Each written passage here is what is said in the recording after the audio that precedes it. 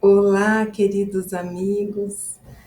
No Evangelho de Mateus, capítulo 18, versículo 15, Jesus nos diz: se teu irmão pecar contra ti, vai e, em particular com ele, conversem sobre a falta que cometeu. Se ele te der ouvidos, ganhaste a teu irmão. E essa recomendação encontramos no discurso eclesiástico, ou também conhecido como discurso sobre a igreja, igreja no sentido de reunião de pessoas, de assembleia, que, segundo o olhar do evangelista Mateus, representa o quarto discurso doutrinal do Mestre Divino. Nesse capítulo, Jesus instrui os discípulos para que aquela comunidade cristã que começava a se formar, aquela comunidade que daria continuidade à transmissão dos ensinos do excelso educador, bem como as suas obras de amor, tivesse relações e práticas sustentadoras, com a finalidade de mantê-la unida, pois os conflitos seriam inevitáveis. Então, nesse contexto que o Cristo transmite esse belíssimo ensinamento, que não termina por aqui, uma vez que outras recomendações são sugeridas em seguida. Mas para a reflexão de hoje, nos deteremos nesse versículo que pode nos auxiliar e muito em nossa convivência diária com os familiares, amigos, companheiros, colegas de trabalho. Jesus orienta como proceder em relação aos ofensores, para que o ofendido soubesse como reagir.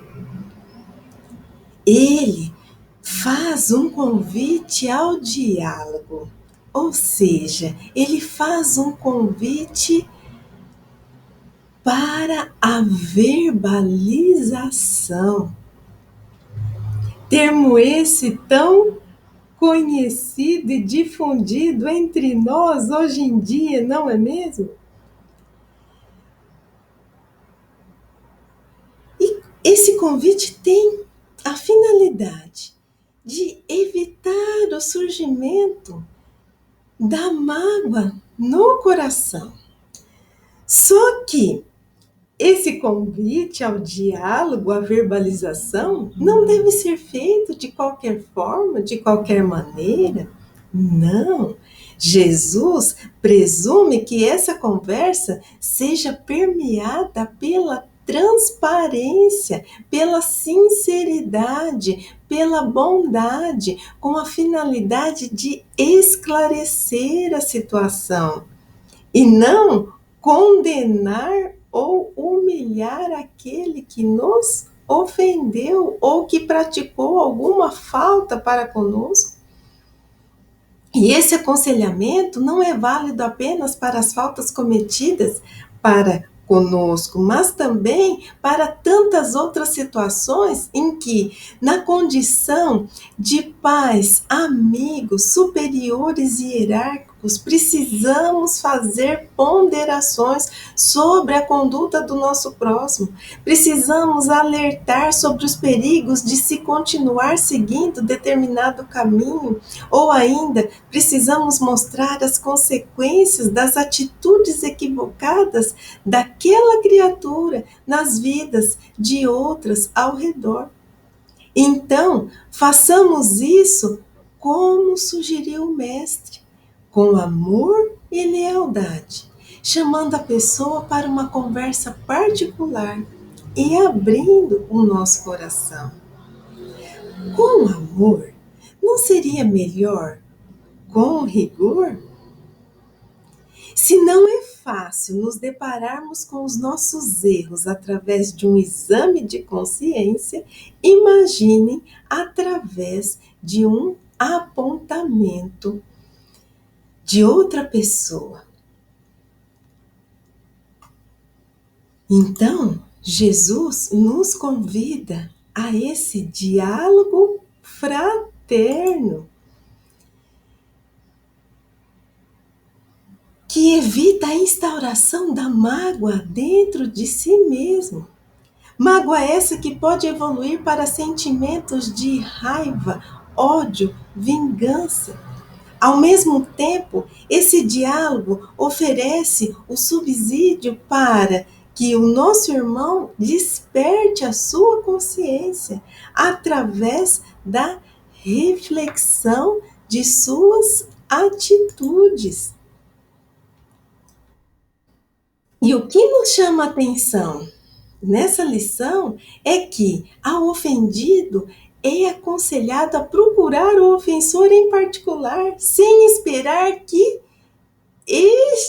o ofensor, se desculpe, num verdadeiro gesto de humildade. E não deveria ser o contrário? O ofensor procurar o ofendido para uma conversa? Jesus, como profundo conhecedor da alma humana, sabe que todo aquele que ofende muitas vezes encontra-se doente da alma ou em desarmonia com as leis divinas, agindo com conceitos e pensamentos peculiares. Com essa lição, somos aconselhados à reconciliação sempre, pois é imprescindível a convivência fraterna e amiga para que tenhamos paz em nossa vida íntima e na comunidade ao redor. E o que encontramos nessa lição? De um lado, a procura e de outro, a escuta. Lembrando que a escuta é mais do que a audição de fato. Ela envolve o reconhecimento da falta e o arrependimento. De um lado, o perdão a ser oferecido, de outra, a mudança de atitude, e assim não se perdem os laços de afeto. Ganha-se o irmão. E aqui podemos lançar um olhar mais amplo. Ganha-se não apenas pela manutenção dos laços, mas também porque esse irmão decide-se por caminhar junto daqueles que comungam dos ensinamentos do Cristo, transformando-se. E com isso a humanidade progride. Mas muitas vezes, nossa procura pode ser frustrada, pois o irmão não quer conversar, ou nem nos ouvir, muito menos reconhecer os seus atos. Outras vezes, somos nós que frustramos a procura, pois somos os ofensores e não recuamos 1 milímetro em nossas ações. Para que essa empreitada não seja frustrada, seja a nossa posição de ofendido ou ofensor, sempre é preciso humildade. Humildade para procurar o irmão e falar com amor. E humildade para reconhecer os próprios erros e agradecer pela coragem e boa vontade do outro para abrir os nossos olhos. Imprescindível ainda contar com o recurso da prece.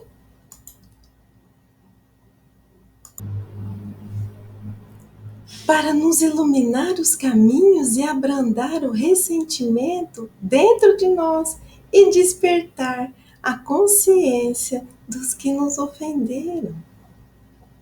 Sabemos que muitas vezes não encontramos condições para essa conversa fraterna. Em tantos momentos, o nosso irmão encontra-se em tamanho desequilíbrio. Em outros tantos momentos, ele encontra-se nutrido por um grande orgulho que impede que esse diálogo flua produtivamente. Mas, quem sabe, através da oração constante, o coração do irmão equivocado não seja tocado e o momento de reconciliação tão esperado aconteça. Não desistamos.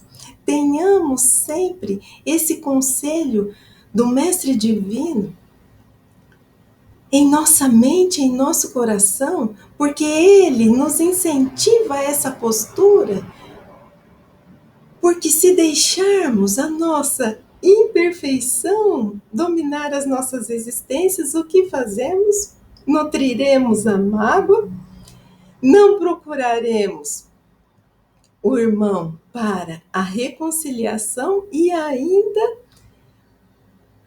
replicaremos o acontecido para todos ao nosso redor.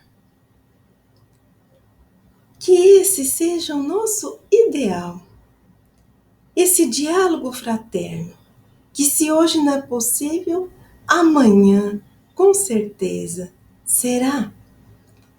E o que poderíamos dizer para esse irmão?